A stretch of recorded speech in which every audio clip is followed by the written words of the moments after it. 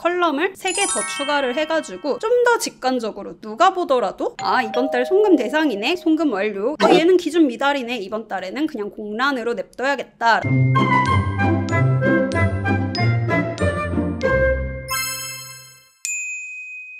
안녕하세요. 공대 나온 여자 사람들, 공여사들의 김가정입니다. 오늘은 직장인 엑셀 문제풀이 대응 심의위원회 67회 문제를 들고 찾아왔는데요. 정희진 님께서 보내주신 문제입니다. 오늘 문제는 직장인 엑셀에서 너무나 기본적인 소양에 대한 것이라 챗GPT한테 위임하지 않고 직접 제 머리로 풀어보도록 하겠습니다. 여러분도 오늘 이 문제 직접 풀 수 있으면 웬만한 직장인 엑셀 문제는 스스로 해결하실 수 있을 거거든요. 정말 재밌는 문제니까 제 풀이를 보시기 전에 직접 한번 풀어보셔도 좋을 것 같아요.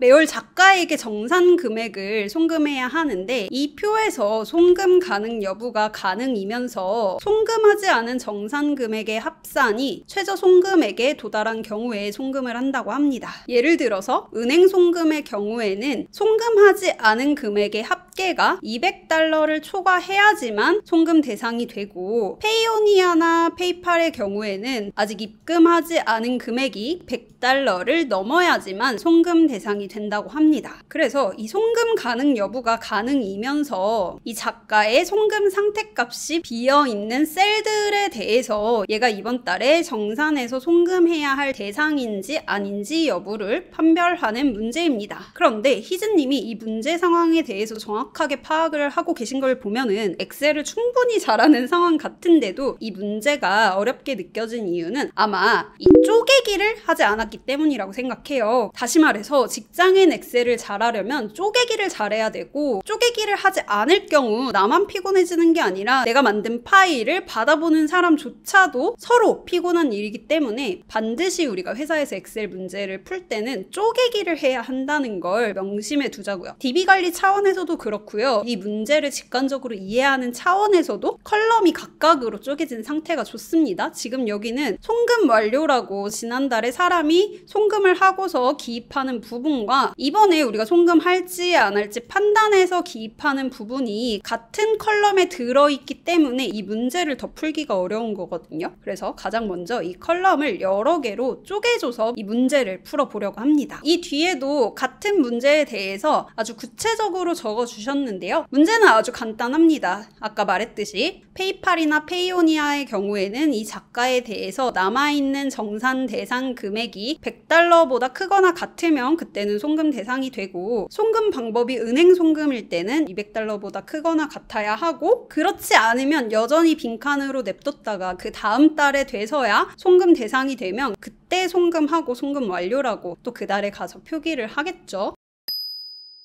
저는 이런 생각을 해봤습니다. 단순하게 생각하면 지금 이 A 작가에 대해서 이 상태값이 비어있는 셀들에 대한 정산 금액의 합계가 페이오니아일 때는 $100보다 크거나 같으면 대상이고, 은행 송금일 때는 얘네들의 합계가 $200보다 크거나 같으면 대상이 될 거고, 그게 아닌 경우엔 대상이 아니다 정도로 아주 심플합니다. 그래서 이 상태값이 비어있는 애들의 정산금액 합계를 구하기 위해서 sumifs라는 함수를 쓰려고 해요. 저는 보통 sumif 정도만 쓰지만 얘는 조건이 2개 이상이기 때문에 먼저 여기 G열에다가 는 하고 sumifs 하고 괄호 열고 sumrange가 옵니다. 어딜 더할 거냐? 우리는 정산 금액을 더할 거예요. 기열을 선택하고 콤마 찍고 어떤 범위를 비교할 거냐? 먼저 저는 작가 아이디가 이 값인 애들에 대해서 더해 주려고 해요. 그래서 A열을 선택하고 콤마 찍고 이 A열 중에 A인 애들만 선택을 하는 거예요. 콤마 찍고 그 다음 상태값이 모두 비어있는 애들에 대해서만 정산 금액을 더할 거죠. 그래서 F열을 선택하고요.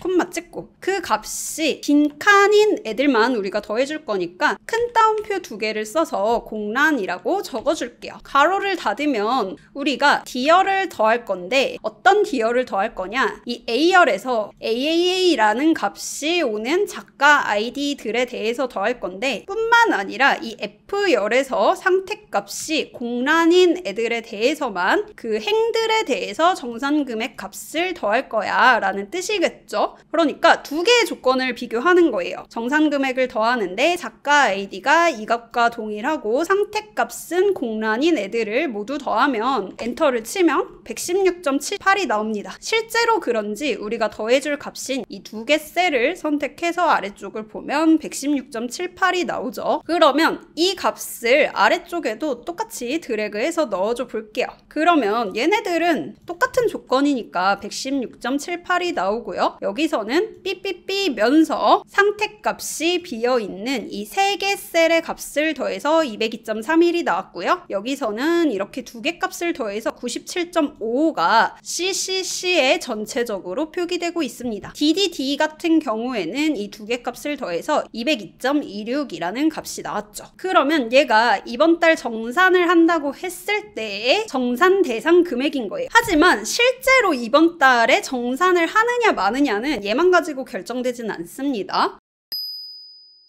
뭐냐면 송금 방법이 페이오니아일 때는 정산 대상 금액이 100보다 크거나 같아야지만 이번 달 정산 대상이 되고요. 은행 송금일 때는 200달러보다 크거나 같아야 돼요. 페이팔일 때도 페이오니아와 동일하게 100보다 크거나 같아야 한다고 했어요. 은행 송금은 200달러보다 크거나 같아야 한다고 했죠. 그냥 이렇게 말로만 하면 헷갈리니까 정산 기준 금액이라고 적어볼게요. 그 다음 if 만약에 로지컬 테스트가 오는데 우리는 두 개 조건을 쓸게요. 이 송금 방법의 값이 페이오니아거나 페이팔일 때는 100이 되겠죠? 그래서 5화 값을 쓸게요. 가로 열고 만약에 이 값이 는하고 페이오니아라면 또는 같은 값이 는하고 페이팔이라고 하면 이 둘 중에 하나라면 정산 기준 금액은 200달러가 될 거예요. 콤마 찍고 그렇지 않고 은행 송금일 때는 200달러라고 했으니까 value if false 자리에는 200이라고 적어줄게요. 가로 닫고 엔터를 치면 100이라는 기준값이 나왔고요. 이 끝에 십자 모양이 됐을 때 더블 클릭을 눌러주면은 100, 200 해가지고 이 송금 방법에 따라서 페이오니아일 때 100, 은행 송금일 때 200, 페이팔일 때 100, 은행 송금일 때 200이라는 값이 모두 맞게 출력이 됐습니다. 그럼 마지막으로 얘가 이번 달에 송금 대상인지 아닌지를 판별해보자고요. 그렇다면 는하고 if 만약에 가로 열고 우리가 판별할 대상은 어차피 얘네들은 더 이상 우리 손 안에 있는 애들이 아니에요. 우리 손을 떠난 애들이죠. 그래서 이 상태값이 비어있는 애들에 대해서만 판별을 할 거예요. 그래서 if 만약에 이 값이 공란이라면 우리가 판단을 할 건데 다시 한번 if 만약에 로지컬 테스트가 오는데 정산 대상 금액이 크거나 같다. 누구보다 크거나 같냐? 100보다 크거나 같으면 판별하기를 송금 대상입니다.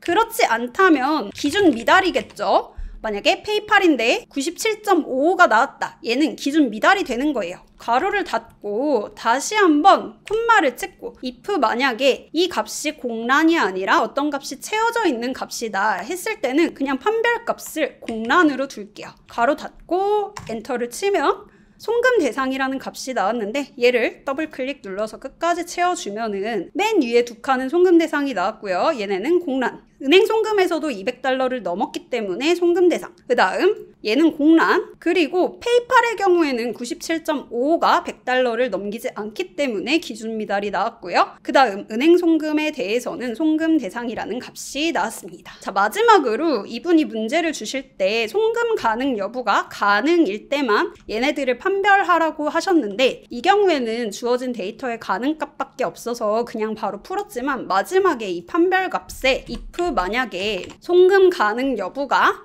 가능이라면 이렇게 판별하도록 수식을 조금 더 보완해주면 되겠습니다. 그래서 가능일 때만 얘를 쓰고 그렇지 않을 땐 공란이다 라고 하면은 얘가 가능일 때만 이 수식이 돌아가도록 보완이 될 거예요. 이렇게 해서 송금 대상과 그렇지 않은 애들을 모두 구했고요. 만약에 행이 추가된다고 하면 같은 수식을 그 행에다가 똑같이 밀어 넣어주면 되겠습니다.